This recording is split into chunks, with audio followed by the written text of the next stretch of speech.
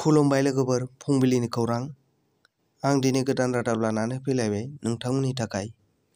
सेथि खौराङाव दं चिरां जिल्ला दुलाराय बर' फरायसा आफादनि बेंखनाव थानाय जिथि दुवार दख'रा एबसु रुनिकाटा मावख' नेहाथारि मुसुखा मुसाहारिखौ दख'रा आफादनि बिबान एबा एबसुनिफ्राय बोख्लायनाय जाबाय। फरायसा आफादनि बिबानाव थाना खामानि मावबाय थानाय समावनो हरखाबै थांनाय 2 अक्ट'आव राजखान्थि हान्जा बिसिपिआव हाबहैनायनि उनाव जिथि दुवार दख'रा एबसुआ सनिबारखालि मोनसे केबिनेट जथुमनि गेजेरजों मुसुखा मुसाहारिखौ दख'रा आफादनि बिबान एबा एबसुनिफ्राय सोद्रोमानिफ्राय बोख्लायबाय होनना मोनसे रादाबनि गेजेरजों फोरमायहरदों दख'रा आफादनि गाहाय नेहाथारि सन्जय कुमार ब्रह्मआ। गोमोथाव खौरां, गुबुन हादोरनि सुबुंनिफ्राय सना बोखांनो हादों। भारतनिफ्राय जायखारलांनो नाजानाय समावनो हमजाबाय बै सुबुङा बिरखं गाथोनाव।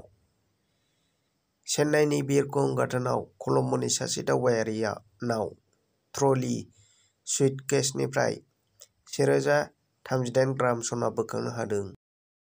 बिटिआर गोरोबथानि 5.3 नं दफा बायदियै सनितपुरनि बाटासिपुराव 26 बोसोरनि उनाव हानि पाट्टा फोरमान बिलाइ रानना होबाय। बे मेलाव बाहागो लादों बिटिआरनि सिएम प्रमद बर'आ नुजाथिहैदों।